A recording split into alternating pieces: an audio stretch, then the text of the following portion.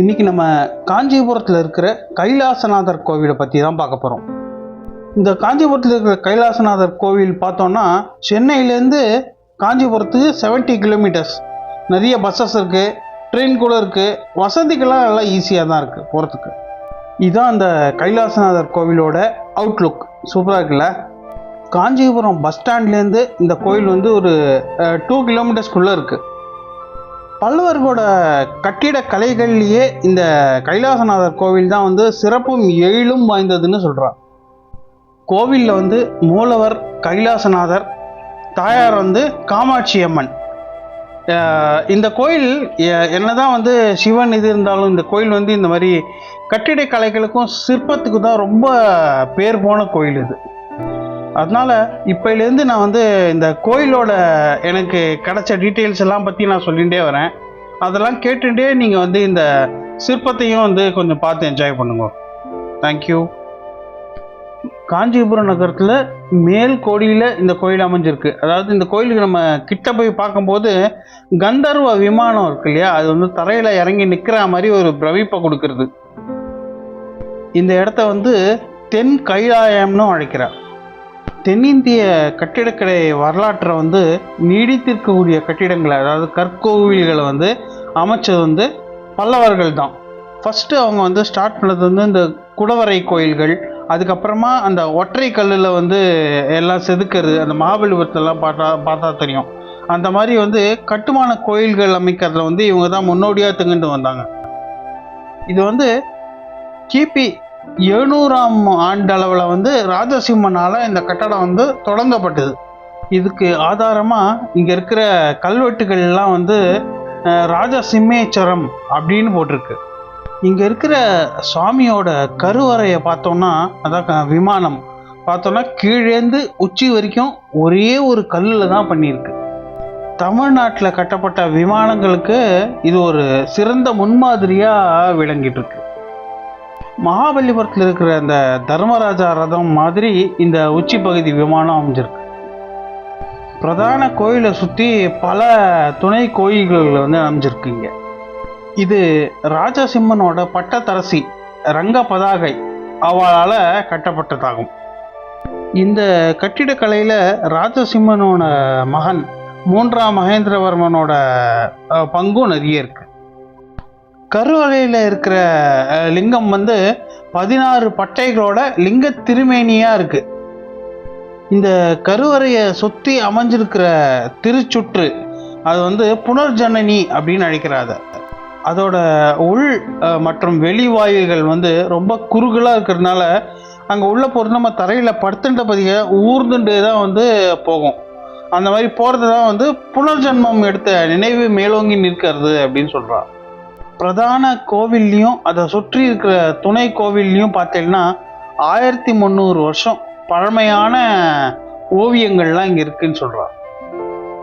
14ஆம் நூற்றாண்டில் விஜயநகர பேரரசர் குமார கம்பனர் அவரோட காலத்தில் வந்து இந்த பல்லவர்களோட ஓவியங்களுக்கெல்லாம் வந்து புதிய ஓவியங்கள் தீட்டப்பட்டிருக்கலாம் அப்படின்னு கருதப்படுறது. இதை தான் வந்து 2 அடுக்கு ஓவியங்கள் அப்படின்னு சொல்கிறார். தொல்பொருள் ஆய்வுத்துறை நிர்வாகத்தோட கண்ட்ரோலில் இந்த கோயில் இருக்கிறதுனால தினசரி கோயிலில் வந்து அந்த வழிபாடுகள் அது நடக்கிறது. இது இல்லாமல் மகா சிவராத்திரியும் போது வந்து சிறப்பாக வந்து மகா சிவராத்திரியும் போது கொண்டாடப்படுறது.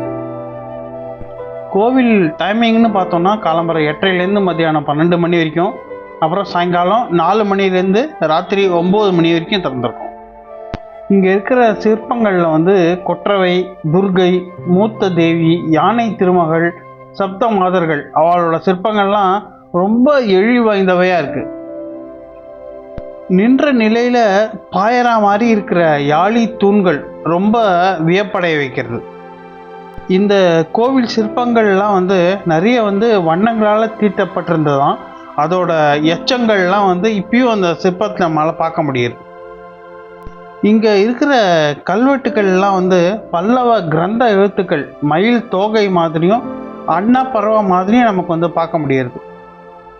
இது மாதிரி இருக்கிற கிரந்த எழுத்துக்கள்லாம் வந்து காலத்தால் முந்தியவைன்னு சொல்லப்படுறது. இதெல்லாம் வந்து பல்லவர்களோட கல்வெட்டு கலைத்திறனை வந்து அவளோட கைவண்ணத்தை நல்லா காட்டுறது. இந்த கோவில் இந்த சிற்பங்கள்லாம் பார்த்தோன்னா என்னென்னு பார்த்தோன்னா இந்த கங்காதரர், கங்காளர், பிச்சாடனர், காலாந்தகமூர்த்தி, திபுராந்தகர், கஜசம்ஹாரமூர்த்தி, ஆடவல்லான், துர்க்கை, ஜேஷ்டாதேவி, முருகன், விஷ்ணு, நரசிம்மர், 64 சிவ வடிவங்கள், சப்த மாதர்கள், சோமஸ்கந்தர், 12 அகத்தியர், அப்புறம் ஏகாதசருத்ரர், மகிஷாசுரமர்த்தினி, பெண் தெய்வங்கள், சிவனோட ஆடல்கள், அப்புறம் நந்தி, பூதகணங்கள், விநாயகர், அந்த மாதிரி நிறைய சிற்பங்கள் இங்கே நம்ம பார்க்க முடியுது.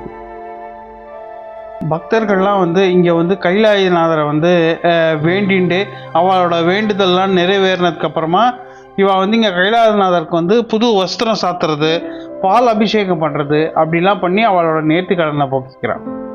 இந்த கோவிலுக்கு பக்கத்தில் தான் முக்கியமான ஏகாம்பரேஸ்வரர் கோவில் இருக்குது, காமாட்சி அம்மன் கோவில் இருக்குது, வைகுண்ட பெருமாள் கோவில் இருக்குது, கச்சபேஸ்வரர் கோவில் இருக்குது. நம்ம இதெல்லாம் வந்து வீடியோவில் தான் இப்படி காட்ட முடியும். நம்ம நேரில் போய் பார்த்தோம்னா அது என்ன சொல்கிறது, அதுக்கு கிடைக்கிற ஒரு பியூட்டியே ரொம்ப கண்கொள்ளா காட்சியாக இருக்குது. எல்லாம் ஒவ்வொரு இடத்தையும் நின்று பார்த்துன்னு போனோம் வச்சுக்கோங்களேன், டைம் போகிறதே தெரியாது. இது மட்டும் இல்லாமல் வெளியில் இருக்கிற அந்த பிரகாரம் மாதிரி பெரிய அந்த புல்தர வெளியில் இருக்கு இல்லையா, அந்த இடத்துக்கெல்லாம் வந்து ரொம்ப பீஸ் ஆஃப் மைண்டு நிறைய வரும்.